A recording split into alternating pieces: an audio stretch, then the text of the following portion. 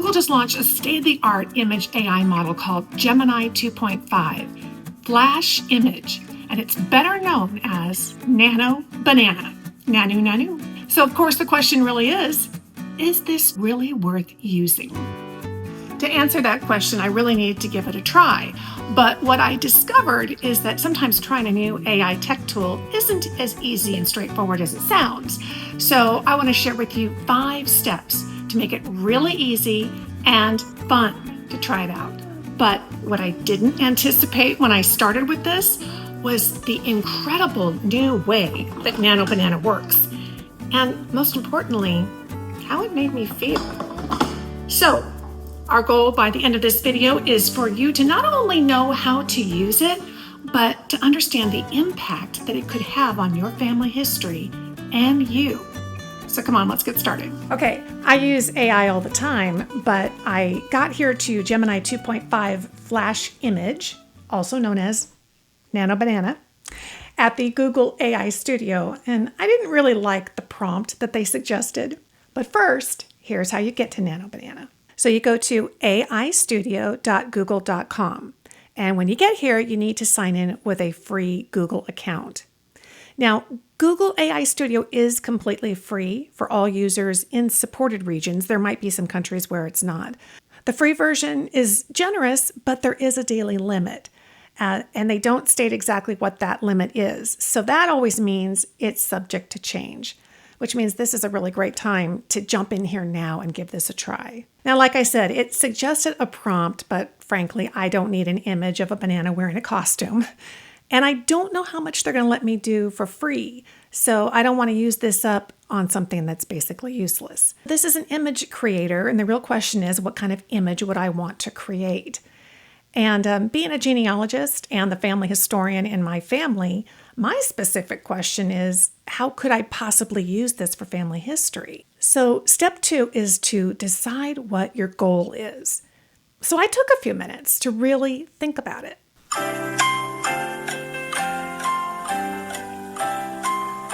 I thought about the family photos that I have, and I looked through some of my favorites, and that's when I came across this one.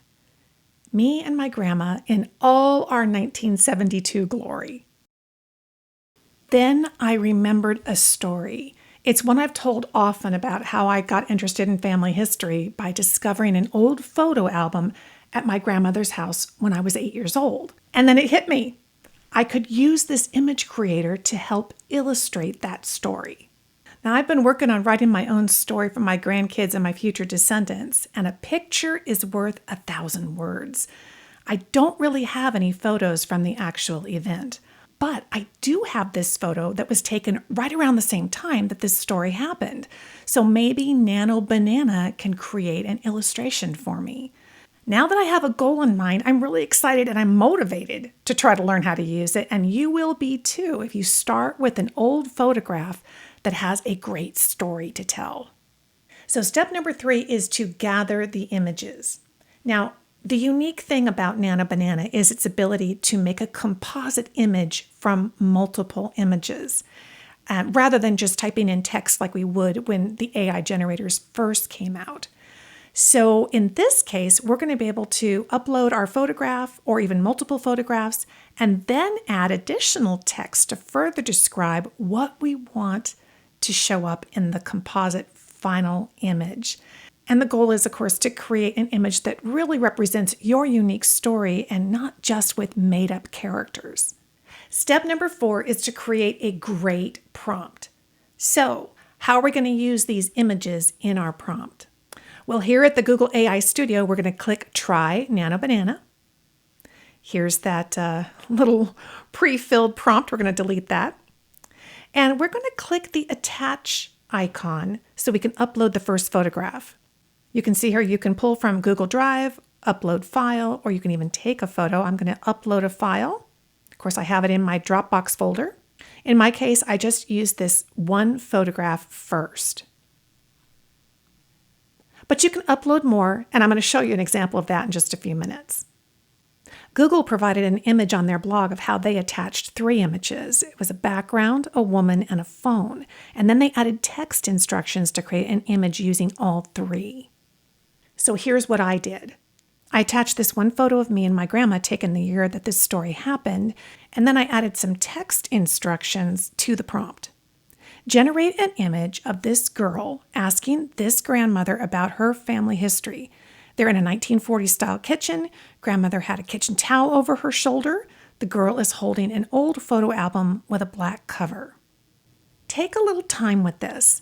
As I reviewed my memories of this event, I could visualize my grandmother in her 1940s style kitchen where she was working, and I wanted to be sure that Nano Banana knew that I was coming in to see her with this photo album, so the girl should be holding it. And, God is in the details, and my grandma throwing that kitchen towel over her shoulder was always the signal that she was setting aside time just to spend with me and to listen to me, which meant a lot to me. So the more unique details that you add, the more personalized this image is going to be. And you're not going to waste your time and your daily limit redoing it millions of times. When it sounds good to you, click the Run button.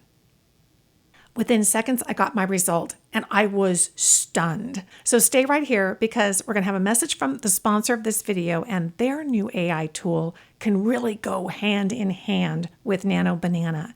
And I want to show you my incredible results. I want to tell you about what might be one of the best uses of AI from a family history website. It's Storied.com's new World War I collection. It's featuring the AI draft card Story Builder. Instead of just seeing your ancestor's name, John Smith was born in 1895, you really get the complete story. Storied's AI extracts every detail from the draft records. So it's the occupation, physical description, family status, even the local draft board that they visited. And then it creates this beautiful narrative that you can share with your family. This is my great-grandfather, Charles Burkett. Storied had the World War I draft registration card, and it turned it into an entire story. The AI was able to add in so many more details. I mean, look at this. It says Charles lived in Portola, Plumas, California. Portola is nestled in the Sierra Nevada mountains. He had a strong connection to the Western Pacific Railroad. It was incorporated in 1946, but in 1918, when this draft record was done, it was already a bustling hub for the railroad industry. And Charles worked as a brakeman for the Western Pacific Railroad.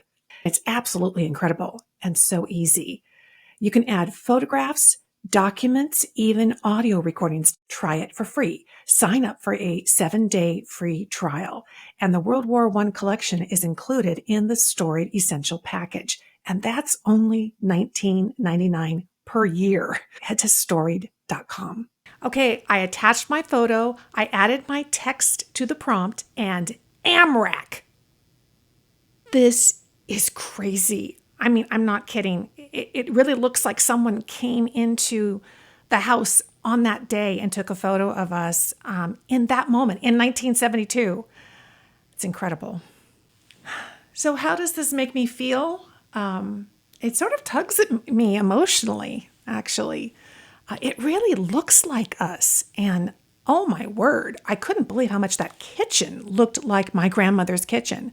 I mean, I suppose in the text prompt, I could have told it needs to be a little bit more yellow paint on the walls, or the stove was in a different location. But wow, it really got it. Honestly, it's like someone came in and took a picture with a Polaroid camera and it just spit out an image that has been a memory in my mind all these years. You see it in seconds now, not minutes. Made for each other. Well, there's your proof.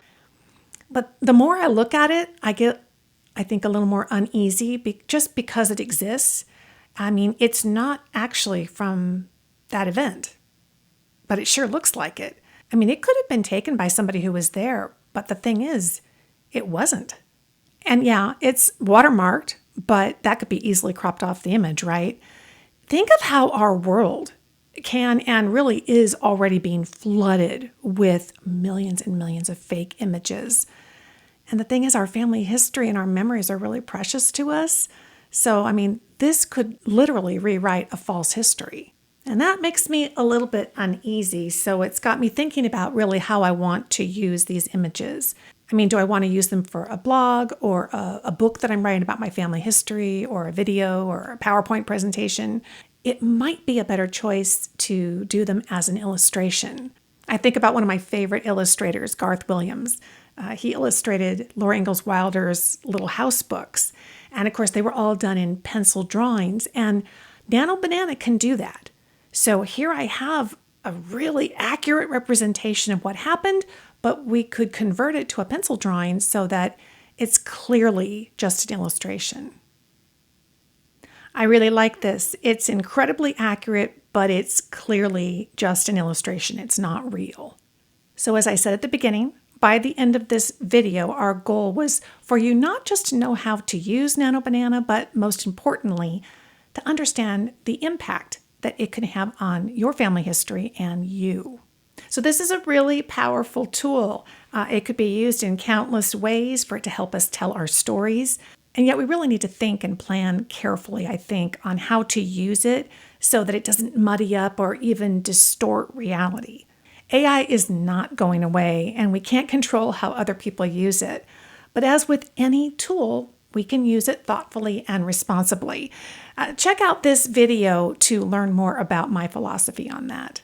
And speaking of reality, remember I promised you I was going to show you how you can use multiple images with Nano Banana. The more I think about it, my grandmother was working in the kitchen when this event happened, but she came out into the living room. We ended up sitting down in my grandfather's big chair, and there was a little coffee table right next to it. So I went and checked my photographs to see if by chance I have a photograph of that. I dug up this photo of my grandpa in his chair.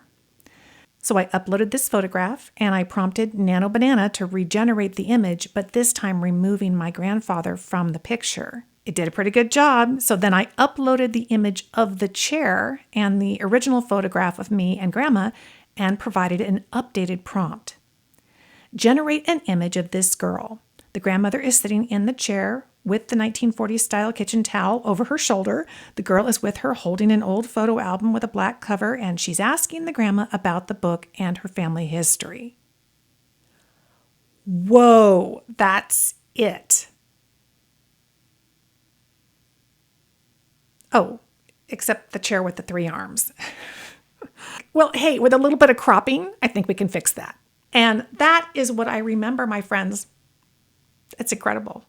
3 photos and 1 captured memory. I'm going to get to busy actually making several more images, putting together the whole story. I want to make a little 2-minute video for my grandkids. I would love to have you go down to the comments and let me know what you think. What do you think about this new ability by AI to generate images using other images as sources? And how might you be using it in your family history? And of course, if you enjoyed this video, I'd love it if you would subscribe to the channel, click that notification bell so that you get notified when we have new videos. And most importantly, stay in touch with me. You can do that over at genealogygems.com and sign up for our free email newsletter. You get a bonus ebook with that. So it's totally worth doing. Have fun. Thank you so much for watching and listening, my friends. I'll talk to you soon.